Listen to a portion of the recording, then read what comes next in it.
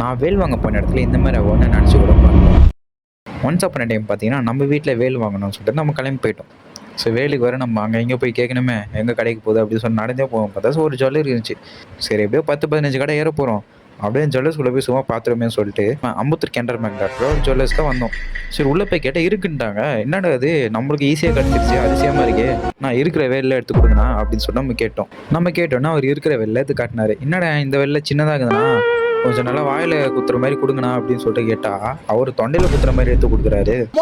அந்த முருகர் வேலை தூக்கி தொண்டையிலே தருவாரு உங்களுக்கு.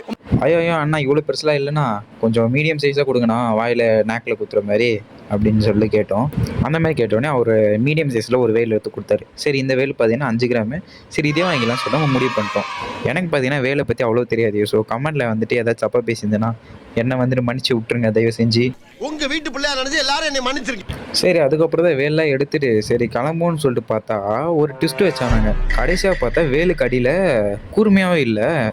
என்னடா இது வேலுக்கடியில் சுத்தமாக கூர்மையாக இல்லை, இது எப்படி நான் குத்துறது அப்படின்னு சொல்லிட்டு கொஞ்சம் ஷேர் பண்ணி எடுத்துன்னு வாங்கன்னு சொல்லிட்டோம். சரி அவரும் ஷேர் பண்ணி எடுத்துன்னு போயிட்டாரு. நானும் ரெடியாக இருந்தேன். சரி ஷேர் பண்ணி எடுத்துன்னு வந்துடுவாங்க, கொஞ்சம் கிராம் குறைஞ்சிரும், கம்மியான ரேட்டுக்கு வாங்கிடலாம் அப்படின்னு சொல்லிட்டு. சரி அவர் ஷேர் பண்ணி எடுத்து வந்தோடனே சரி பில்லு போடலான்னு சொல்லிட்டாரு. என்னண்ணா இது பில்லு போடலாம் அப்படின்றீங்க, ஷேர் பண்ணியிருந்தேன் அதுக்கு திருப்பி கிராம் போட்ட கணக்கு பார்க்க வேணாமா அப்படின்னு சொல்லிட்டு கேட்டேன். சரி இது மேலே 10-15 கடை திருப்பி ஏற முடியாது, இவர்கிட்டே வாங்கிக்கலாம்னு சொல்லிட்டு இருக்கிற அந்த ரேட்லேயே நம்ம ஒரு 3 வேலை வாங்கிட்டு நம்ம கிளம்பிட்டோம். வேல் வாங்கும் போது கீழே கூர்மையாக இருக்கா நல்லா பார்த்து வாங்க. ஏன்னா கூர்மையாகலாம் அதுக்கப்புறம் எங்கெங்கே போய்ட்டு நம்ம வேல் ஷேர் பண்ணி குத்தின்னு இருக்க முடியாது. ஸோ அதனால் வாங்கும் போதே கூர்மையாக இருக்க வேலை பார்த்து வாங்கிக்கோங்க.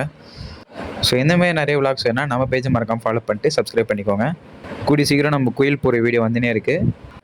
அது வரைக்கும் டாடா.